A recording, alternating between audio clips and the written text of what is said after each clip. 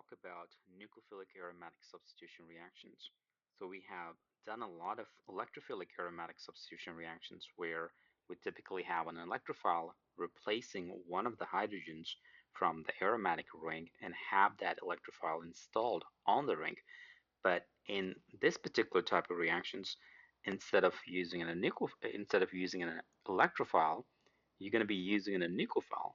So I'm going to have possibly a leaving group on the aromatic ring installed in the beginning. Like for example, a most common leaving group that you're going to have is some sort of halogen.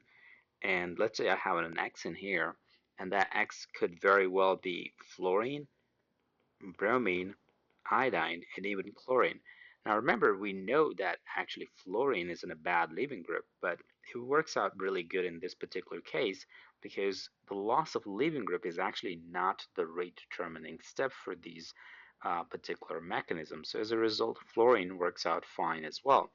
Now I'll talk about why it works out in a mechanism, and a matter of fact, fluorine having a fluorine on the aromatic ring works out the fastest than the bromine iodine or the chlorine. So that's another thing about this nucleophilic aromatic substitution reaction. So in addition to you have to have an halogen in addition-elimination mechanisms, we have to have an electron withdrawing group attached to it. And typically, if we want to have an electron withdrawing group either onto the ortho position or onto the para position. Now, if I have it on both of those groups, both of those positions, that's even better. But I want to have it either one of those at least so that I can have this halogen leave easily at the end of the day. And I'll show you in the mechanism why it works out really good having those electron withdrawing groups on those ortho and the para position. But if it's on the meta position, you're not going to have any good chance of getting that in a nucleophilic aromatic substitution reaction by an addition-elimination mechanism. So obviously we are using a nucleophile, we're installing a nucleophile, but here we're going to be getting rid of an halogen instead of getting rid of a hydrogen that we typically do when we have an electrophilic aromatic substitution. So some of your most common nucleophiles that you're going to be seeing in these particular mechanisms are going to be like OH minus, you can have OCH3 minus, or typically an OR minus, or even I can have like an NH2 minus. So something that are fairly strong nucleophiles and strong bases, but sometimes you can also see NaCN minus and stuff like those as well. How does the mechanism really work? So suppose I have this particular reactant here, and I'm going to go ahead and use just generically, I'll use an OR minus here as my nucleophile, and I can have this dissolved in ROH, which is going to be just the alcohol of that particular R group.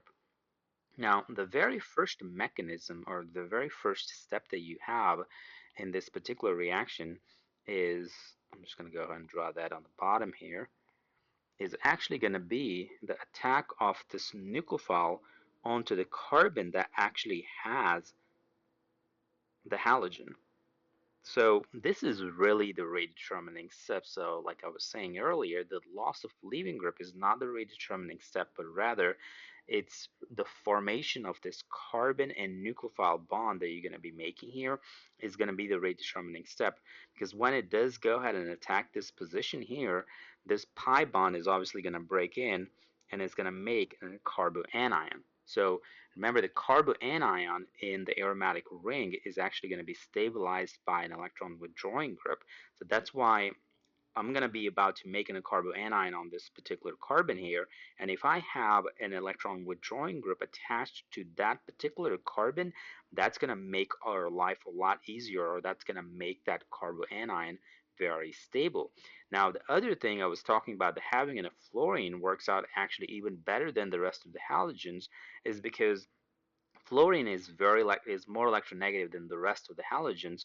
So when I have a fluorine here for in place of an X, that carbon fluorine bond is going to be very polar, and this carbon is going to be will have the most electropositive charge, you can say, or it's going to be the most partial positive charge, you can say, compared to having like chlorine, bromine, or iodine. because remember fluorine is the most electronegative.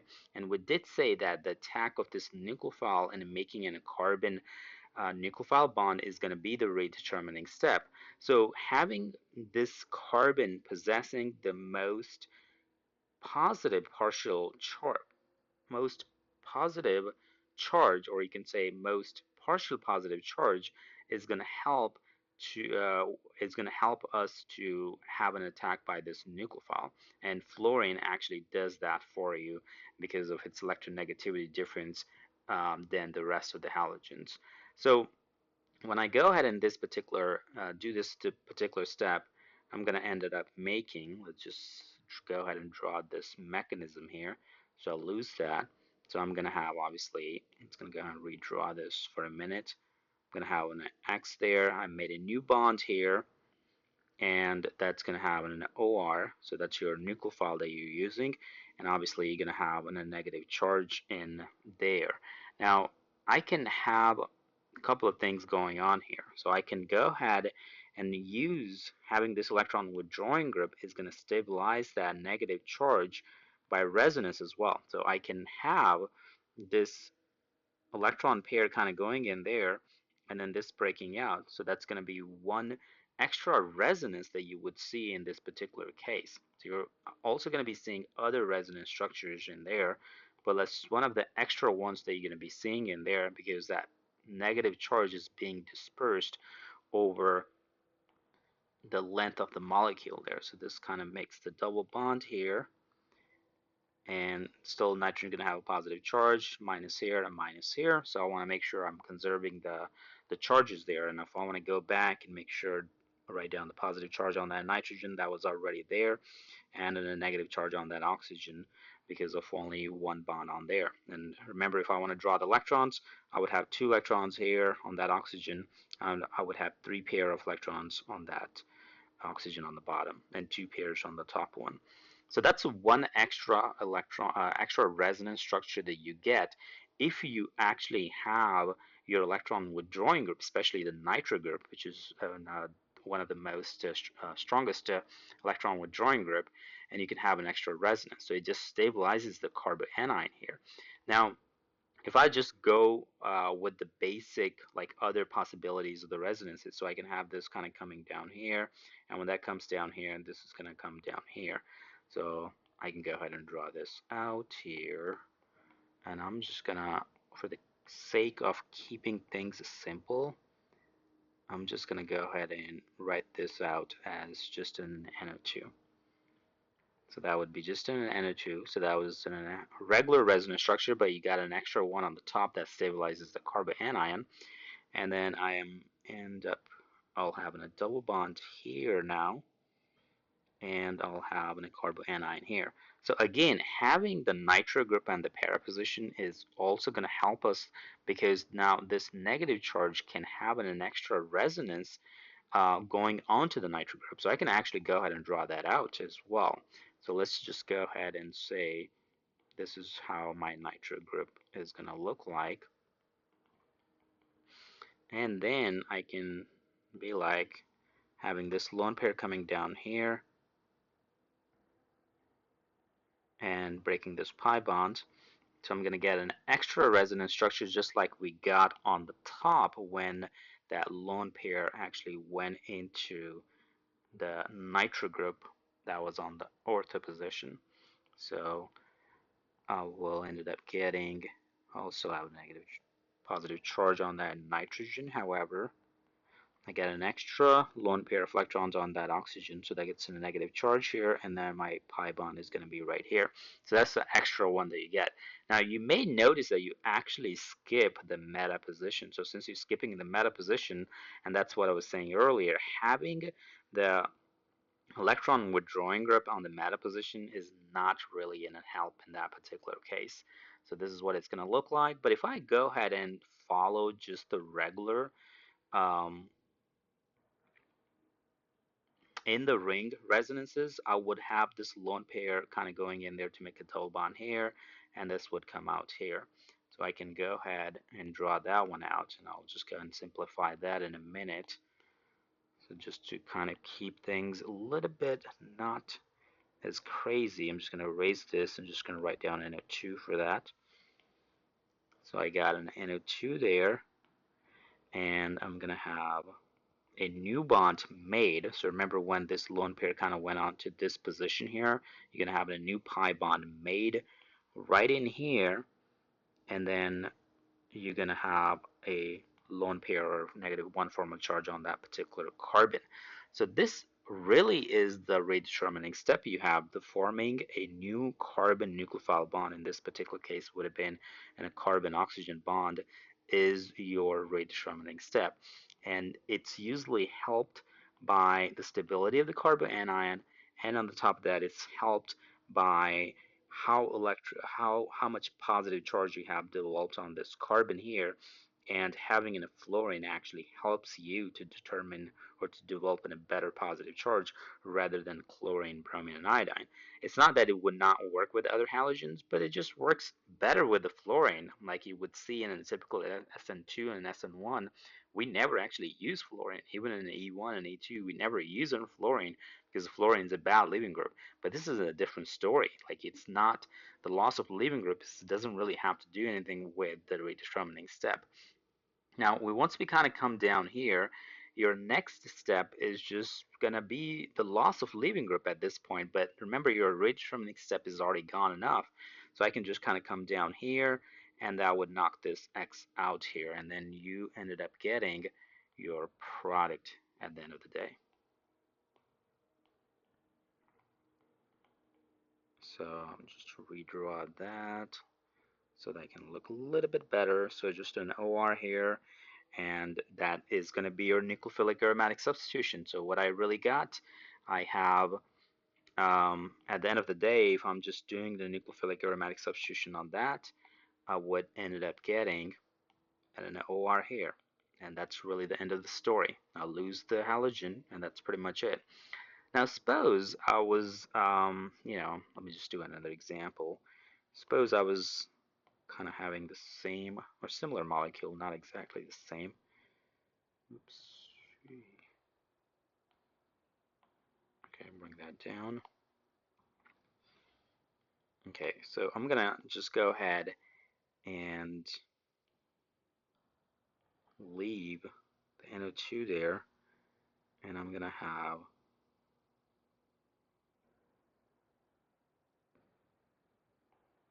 one of the chlorines here and one of the chlorines here. So suppose I'm running something like NaNH2 in the presence of ammonia. So my nucleophile here is really the NH2 minus. So the question is, which chlorine would it remove, or would it remove both of them? And remember what the criteria was, that I want to have the electron withdrawing group, at least one electron withdrawing group on either the ortho or the para position with respect to your halogen. If I have both of them, that's even better, but I got to have at least one of them to run this mechanism by addition-elimination process. And if I have, like in this case, if I see here, if I'm looking at this particular chlorine, the nitro group is going to be at the meta position with respect to this chlorine. But when I'm looking at this chlorine on the top, the meta or the nitro group or the electron withdrawing group is actually going to be at the para position, and that's what we want to have. And remember why that matters is because when you go ahead and draw the resonances of this carboanion that's made in the rate determining step, having the electron withdrawing group on the ortho and the para position just helps us stabilizing that particular carbanion. But that carbanion actually is never made on the meta position, so having an electron withdrawing group at the meta position is not going to help you at all. So let's come down here. If I'm making the product out of that, it's just going to look like replacing that chlorine, not the other one, by an NH2 group. And that's what it's going to look like. So that's still very the same mechanism, and make sure you kind of can understand how the mechanism is really happening. Practice a little bit here and there. That's one way of doing the nucleophilic aromatic substitution, where you adding the nucleophile first and then you eliminating the leaving group. So that's why it's called an addition elimination mechanism.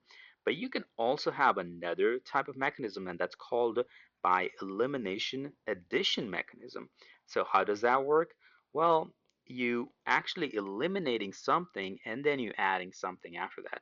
This one requires a little bit of harsher conditions, typically happen at a higher temperature, I can say somewhere over 300, and higher pressure.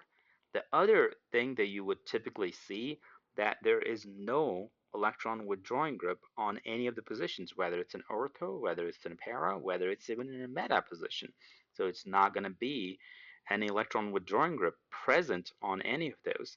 So suppose if I have just generically a benzene here, and I don't really have anything on there for a minute, so I'm just going to leave it like this.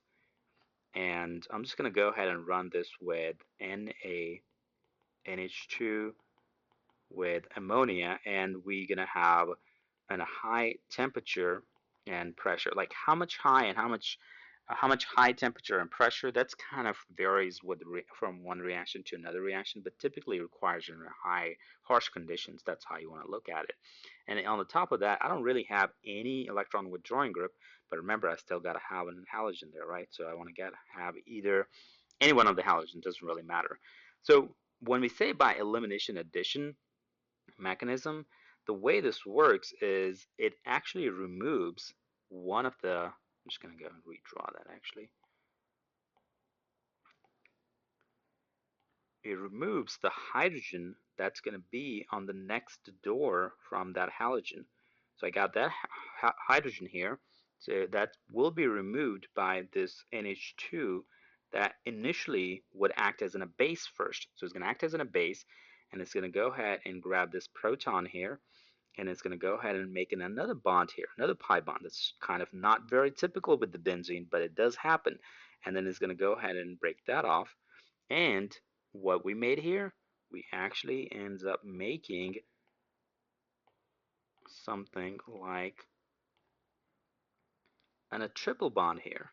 So I got the side products being NH3 and Cl minus. We just leave those alone and we make this benzyne here. That's why we call this going through in a benzyne mechanism.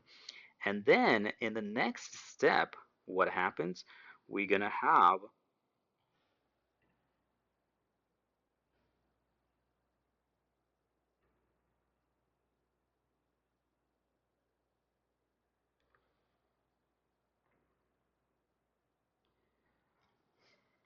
use the NH2 now.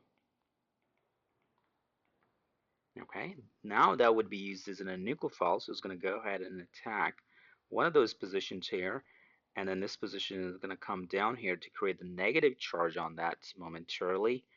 So let me go ahead and draw what it looks like. So I lose the triple bond, and I'll go ahead and make an NH2 here, and I got a negative charge momentarily on that, which eventually can be pronated by using just an ammonia that I got in the solution. So I'm going to go ahead and use this to grab that proton. And what we got at the end of the day is your nucleophilic aromatic substitution here by an elimination addition mechanism. So whether I put this NH2 on this carbon or on this carbon, it doesn't really matter, because I could have said that, okay, what if you actually go ahead and at this position use the NH2 to add on to this carbon. So that's another possibility, and then this would come down here. Make sure you keep track of the colors, which carbon we're adding here.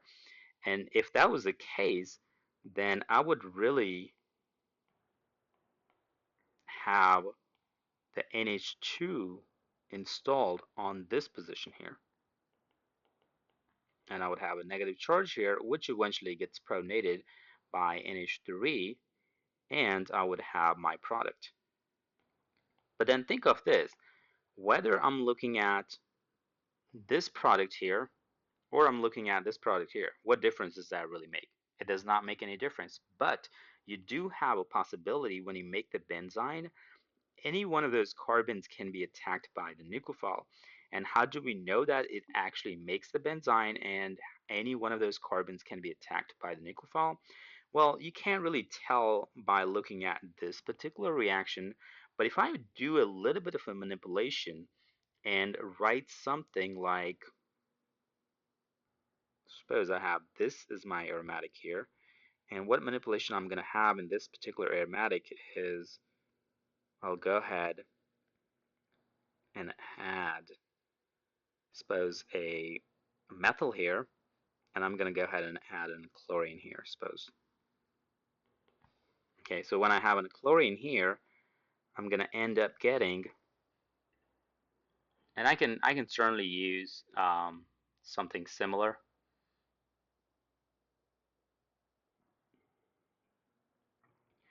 Let me just go ahead and make that on the top so that I can draw this properly.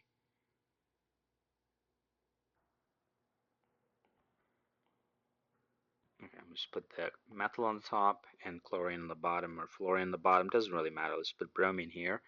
Doesn't really matter. So when I'm losing the bond here, possibly going to be losing onto this hydrogen here in the first step when I'm using something like OH minus. So remember, high temperature and pressure here. So I'm going to go ahead and first of all use this as a base in the first step, and I end up getting a benzyne here. This gets kicked out.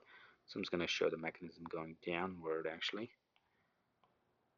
And what we get a benzyne that would have a triple bond just right in here. So then two things can happen after this point. Let me just go down this way and using a separate color. I can have the OH minus here kind of doing the attack on this position here, and then this comes out here, and then keep in mind, or follow this and see what it makes. So I got the OH here installed, and I got the negative charge here, which can be protonated by the water. Because remember, when you used, in the first step, when you used the OH minus as a base to remove this hydrogen, we actually lost water and we lost the bromide. So I can go ahead and use the water here to kind of go ahead and deprotonate this, and I'll have the hydrogen installed there, and I make this product here that has the OH at the meta position at this in this particular time. But I can go ahead and do another setup where,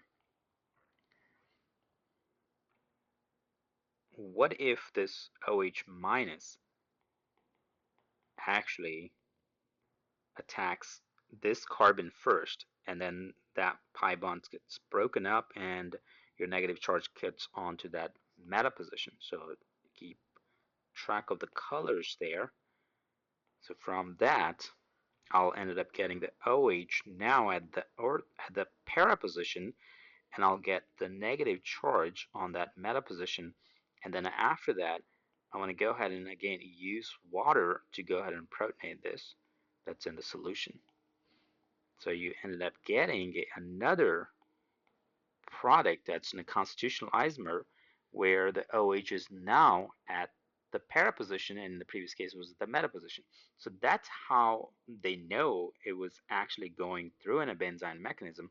Now you couldn't tell when there was really nothing on the ring. So even though any one of those carbons, once it makes the benzyne, can be attacked by the nucleophile, but the molecule is really symmetrical. So whether I place the nitrogen or this nucleophile onto this carbon or onto this carbon here, it doesn't really matter.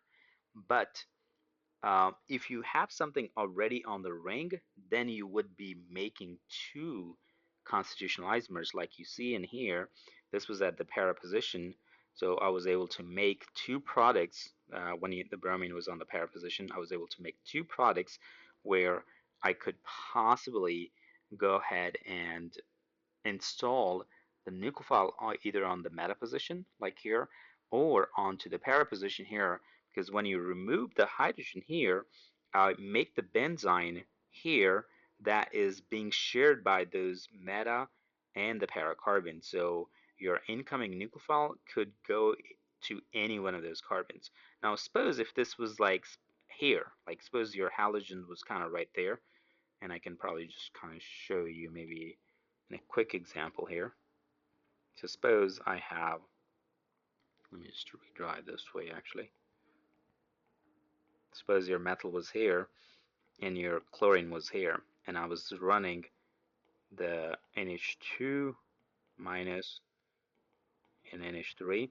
So my two possible products here would have been having the NH2 here. That's one possibility. And your second possibility would have been having the NH2 there. And why that would work? That's because once I remove one hydrogen from here, the benzyne that I'm going to be making would look something like this.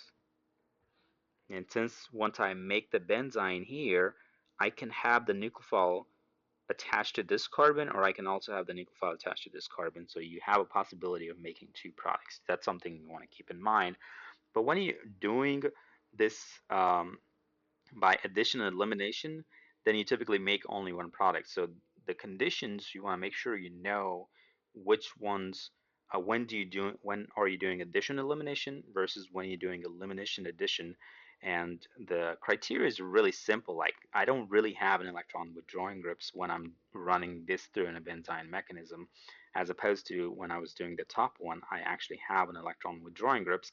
I want to have at least one, and that two on the ortho and the para position. But if I have two, that's even better. And if I have it in the meta position, you have a low shot of running an additional elimination mechanism. It may happen, but you have a low chances of getting that reaction go through, or the rate would be low enough in that case. Because sometimes you may see a question where they ask you, hey, can you rank these reactants in terms of their nucleophilic aromatic substitution by addition elimination mechanisms? So two electron withdrawing groups on the ortho and meta, ortho and para, it's better. And having maybe three, having two on the orthos like right here, and one on the para, that's even better. That's probably going to be the fastest it's going.